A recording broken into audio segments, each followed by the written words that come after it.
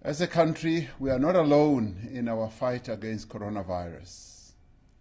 Most other countries around the world are engaged in exactly the same struggle as we are. More than 500,000 people have died from COVID-19 across the world, and the total number of confirmed cases across the world has now grown rapidly to more than 12.7 million. While the surge in infections has been expected, the force and the speed with which it has progressed has quite understandably caused a great deal of concern amongst us. Many of us are fearful of the danger this presents to ourselves and to our families. Like the massive cold fronts that sweep into the hinterland of our country from the South Atlantic at this time of year, there are a few parts of the country that will remain untouched by coronavirus. The coronavirus storm is far fiercer and much more destructive than any that we have known before. It is stretching our resources as we speak, but it is also stretching our resolve to their very limits. The surge of infections that our experts and scientists predicted over 3 months ago has now arrived. It started in the Western Cape and is now underway in the Eastern Cape and in Gauteng. Gauteng is fast approaching 100,000 confirmed cases. The Eastern Cape has passed 50,000 cases, and although the rate of transmission has slowed in the Western Cape, it will soon have 80,000 cases itself. According to current projections, each of our provinces will reach the peak of infections at different times between the end of July and late September. Yet while infections rise exponentially, it is important to note that our case fatality rate of 1.5% is amongst the lowest in the world. This is compared to a global average case fatality rate of 4.4%. We owe the relatively low number of deaths in our country to the experience, to the dedication of our health professionals, and the urgent measures we have taken to build the capacity of our health system, which in itself faced a number of its own inherent challenges before COVID-19. And of course, the measures we've taken are not perfect. We must remember that the most important measure of success is the number of lives that we save. More than 134,000 South Africans have recovered from the coronavirus. Many of those who have recovered took personal responsibility for their health and the health of others by self-isolating or presenting themselves to quarantine facilities. Even as most of our people have taken action to prevent the spread of the virus by embarking on a number of measures that we've always spoken about, there are others who have not done so. There are some amongst us who continue to ignore the regulations that have been passed to combat the disease. They also act without any responsibility to respect and protect others.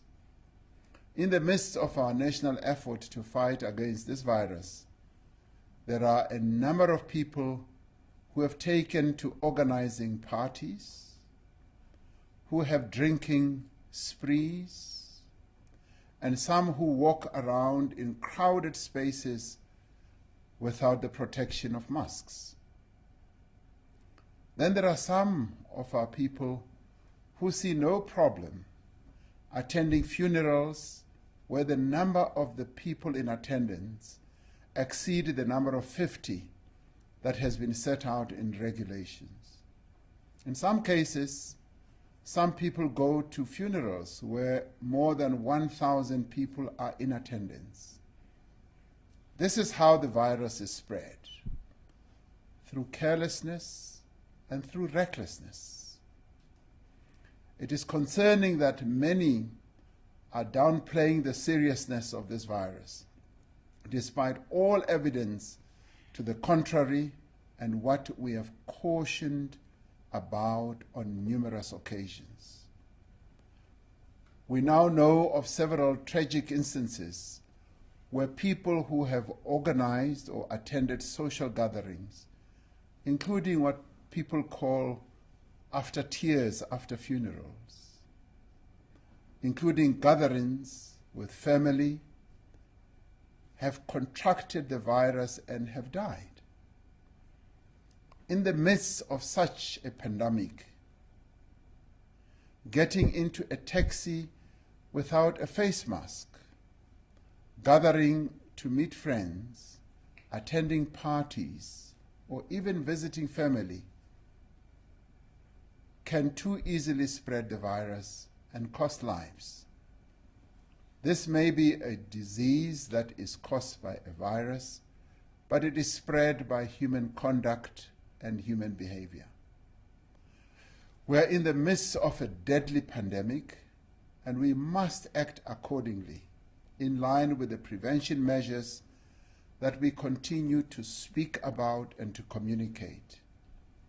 We are all required to be responsible. We are required to be careful and compassionate. The truth is that we are not helpless in the face of this storm. Scientists and other scenario planners have presented us with models that project that South Africa may have between 40 to 50,000 deaths before the end of this year. We must make it our single most important task to prove these projections wrong. Through our own actions, as individuals, as families, as communities, we can and we must change the course of this pandemic in our country. We are by now all familiar with what we need to do to protect ourselves and others from infection. We need to be aware that we must wear a cloth mask that covers our nose and mouths whenever we leave home.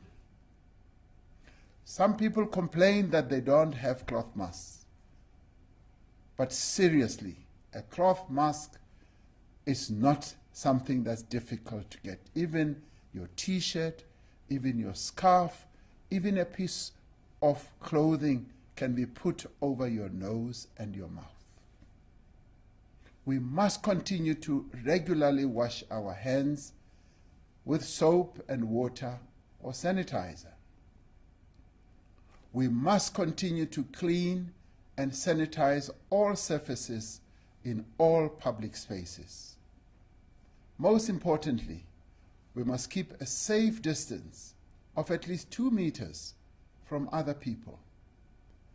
There is now emerging evidence that the virus may also be carried in tiny particles in the air in places that are crowded, places that are closed, or places that have poor air ventilation or circulation.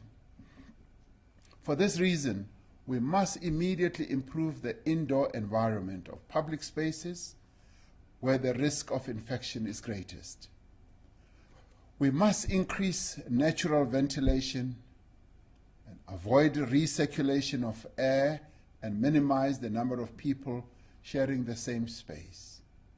We must do this in all healthcare facilities, nursing homes, shops, offices, workplaces, schools, restaurants, and public transport facilities.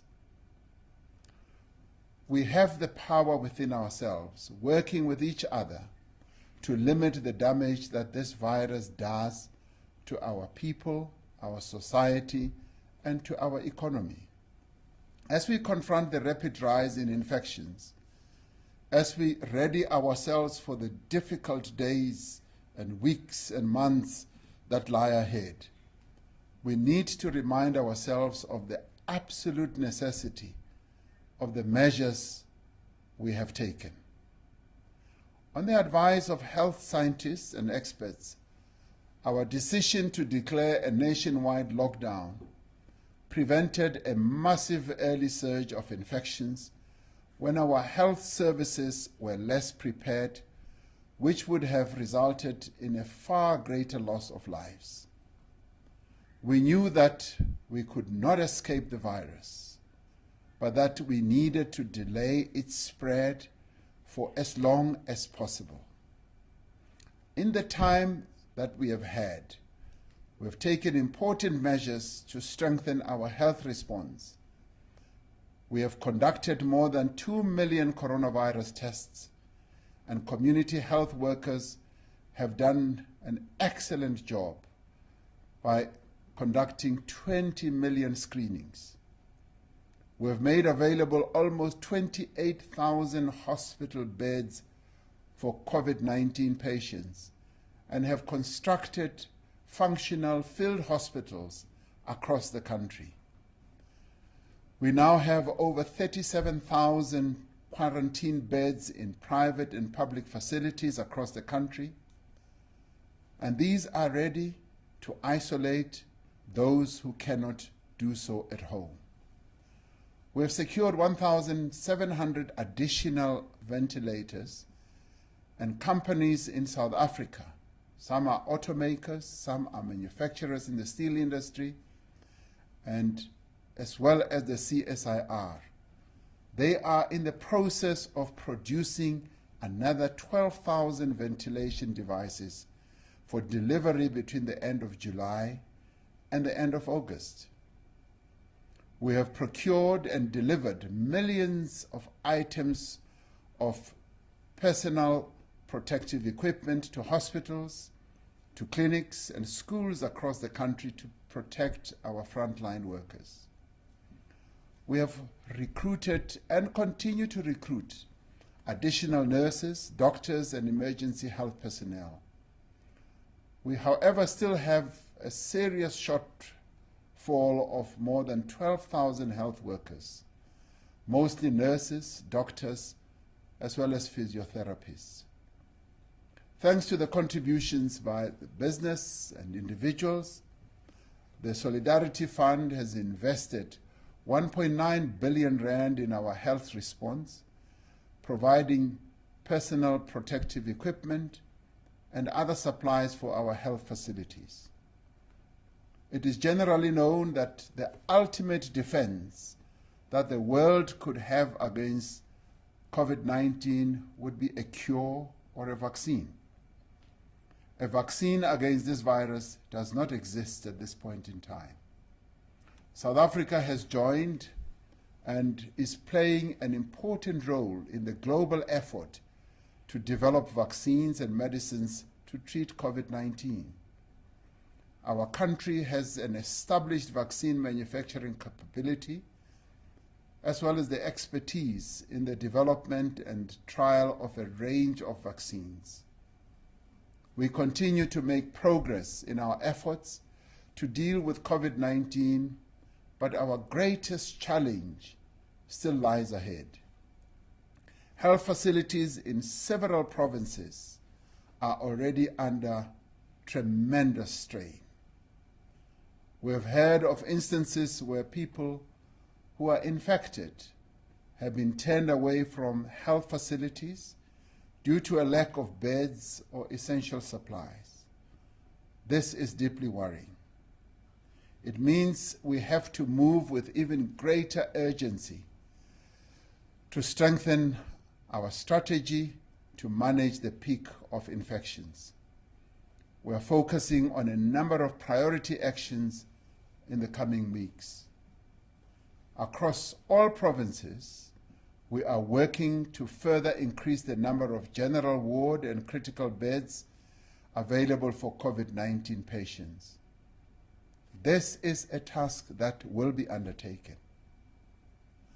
Ward capacity is being freed up in a number of hospitals by delaying non-urgent care, the conversion of some areas of hospitals into additional ward space, and the erection of field hospitals. We are working to increase supplies of oxygen, ventilators, and other equipment for those who will need critical care, including by diverting the supply of oxygen from other purposes, and the private sector is cooperating in this. Due to the lack of critical care facilities in rural areas, measures are being put in place to refer patients to better equipped urban areas. To deal with shortages of health personnel in some areas, we are employing more doctors and nurses and negotiating with health science faculties to deploy volunteers to provide medical, nursing, physiotherapy, pharmacy, and general patient support. I've been extremely proud to hear and to see that medical students are volunteering at hospitals and clinics, exemplifying the highest values of the medical profession. I commend them for their unwavering patriotism and their commitment to public service. We are working to reduce the turnaround time for testing to no more than 48 hours, and we will keep working at this. We are introducing antibody testing for community-based surveillance to estimate the population that has been infected with this virus. These actions together represent an extraordinary mobilization of effort and resources. But it is not only the health system that needs to be strengthened. This moment of crisis in our country requires that we mobilize society on a massive scale to confront this pandemic. We are working with traditional leaders, religious formations, civil society organizations, business associations, unions, and other bodies to spread the message about prevention and care. We need to follow the example of communities that have set up coronavirus forums at ward level, at community level, to get our people to be involved at that level in fighting this disease. As government, we are deploying ministers and deputy ministers to every district in the country to ensure that the local response receives the support that it deserves and needs. They will also be initiating gender-based violence prevention programs at district level. A vital part of our strategy to contain the spread of the virus is to identify those people who are infected, to identify those people they have been in close contact with, and to ensure that they immediately isolate themselves from others. This is an important aspect of fighting COVID-19. We know there are some people who are reluctant to isolate themselves, either at home or in government facilities. But it is essential that we do so if we are to break the chain of transmission.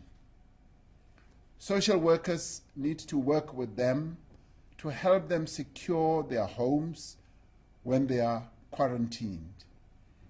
We are deploying digital technologies to strengthen the identification, the tracing and isolation of contacts, and to provide support to those who test positive. In several provinces, those who take a coronavirus test can now receive their result via WhatsApp and provide details of their contacts through this platform. by responding to messages from the Department of Health and providing this information, you can help to stop the virus from spreading any further. By providing a correct cell phone number and the personal details when you test for coronavirus, you can make the task of our healthcare workers a lot easier.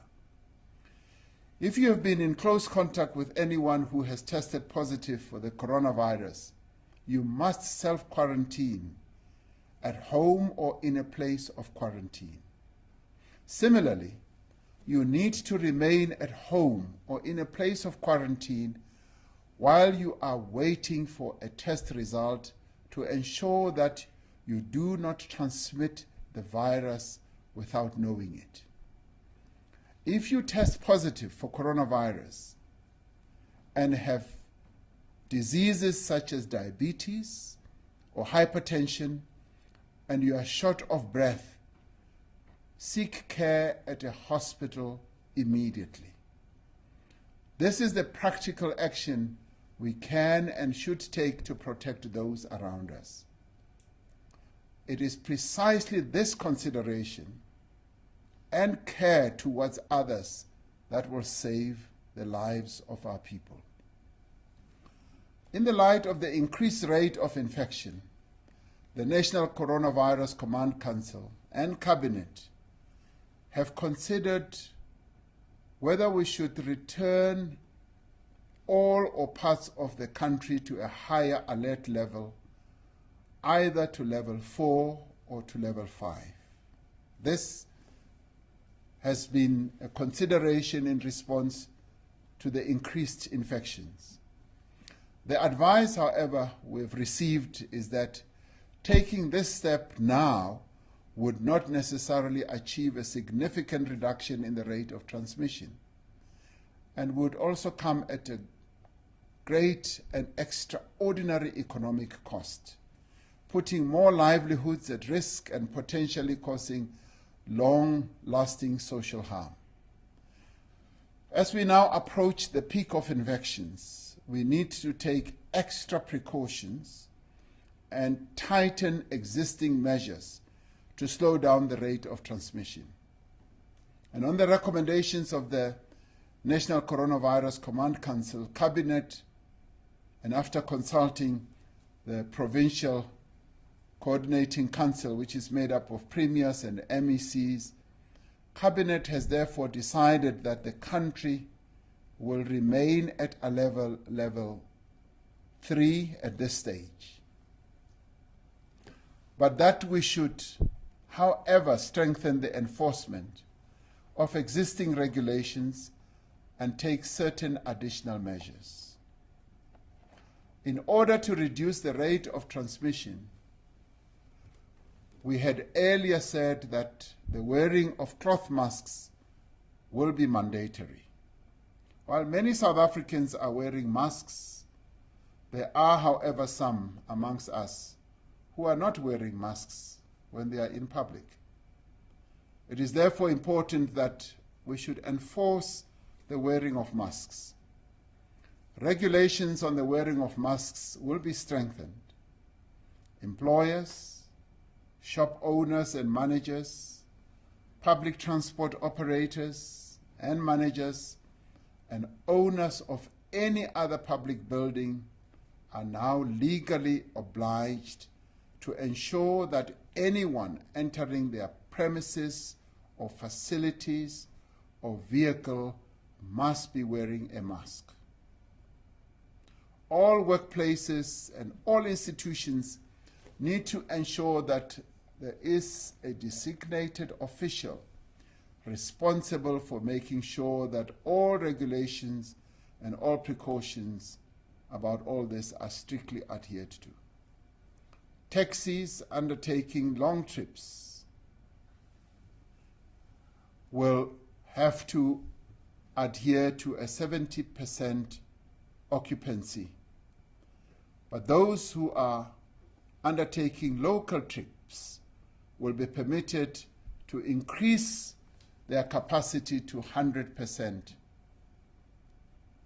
And this will be on condition that new risk mitigation protocols related to masks, vehicle sanitation, and open windows are followed.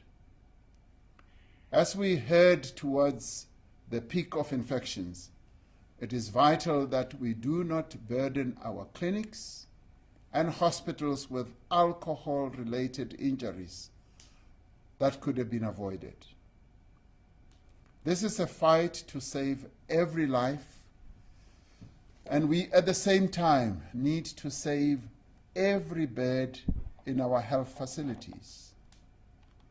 We have therefore decided that in order to conserve hospital capacity, in order to make sure that there are sufficient and enough beds in our hospitals that are not taken by those who come in resulting from alcohol-induced trauma or injuries, we've now decided that the sale, the dispensing, and the distribution of alcohol will be suspended with immediate effect. There is now clear evidence that the resumption of alcohol sales has resulted in substantial pressure being put on hospitals, including trauma and ICU units, due to motor vehicle accidents, violence, as well as related trauma that are alcohol-induced. Most of these and other trauma occur at night. Therefore, as an additional measure to reduce the pressure on hospitals, a curfew will be put in place between the hours of 9 p.m. and 4 a.m. Apart from people who need to travel to and from work or who need to seek urgent medical or other assistance during this time, everyone will be required to remain at home. The curfew will take effect from tomorrow, Monday the 13th, 2020 at 9 p.m. We are taking these measures fully aware that they impose unwelcome restrictions on people's lives and their movement. They are, however, necessary to see us through the peak of the disease. At the same time, we have decided to ease restrictions on activities that pose a lower risk of infection and are important for economic or educational purposes. As part of resuming economic activity, all auctions will be permitted subject to protocols similar to those that currently apply to agricultural auctions. Parks will be open for exercise, but not for any form of gathering. After careful consideration of expert advice, there are still some activities that present too much of a risk to permit at this stage. For this reason, family visits and other social activities will unfortunately not be allowed for now. I know that this places a great burden on families and individuals and can cause great emotional strain, especially for those with elderly parents. It goes against our very nature as social beings, but it is a hardship that we must endure for that much longer to protect those we love and those that we care for from this disease. To ensure that we have the means to continue to respond effectively to this severe health emergency, Cabinet has approved the extension of the national state of disaster to the 15th of August 2020. There is no way that we can avoid the coronavirus storm, but we can limit the damage that it can cause to our lives. As a nation, we have come together to support each other, to provide comfort to those who are ill, and to promote acceptance of people living with the virus. I have been encouraged by the COVID-19 support groups that have been started online where people can share their experiences and give encouragement, and by the work of religious bodies, community groups, and traditional leaders to support people in areas across the country. This is an important part of breaking the stigma around the virus and motivates those who are ill to seek care and not live in fear of victimization. I wish to pay tribute to the many thousands of people who are on the front line of our fight against coronavirus. These are the nurses, the doctors, and other health workers who are working tirelessly, including the media, who are spreading information about this virus with a view of saving lives. The police, the soldiers, and traffic officials who are responsible for our safety. The essential service workers who have been keeping our country functioning. Religious leaders who have provided comfort and guidance. And those who have also been distributing food to those who are hungry.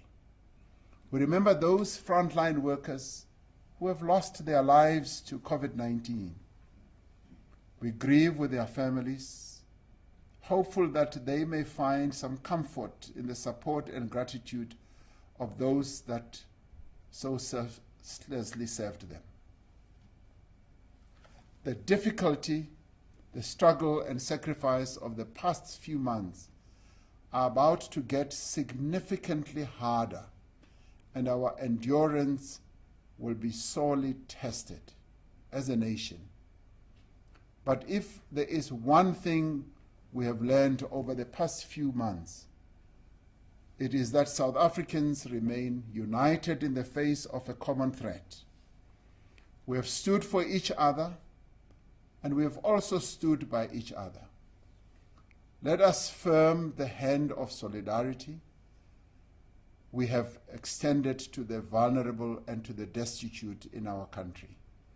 Let us lay the foundation for the national health insurance so that all people have access to quality health care that they need regardless of their ability to pay. As we work towards ensuring that we preserve life, we must begin to rebuild our economy and deepen measures to protect those whose livelihoods have been so badly impacted by the lockdown. The days, the weeks, and the months to come will present some of the greatest tests of our nationhood. Let us remember that we share a collective responsibility to work together to bring down the rate of our infections. This is in our collective hands.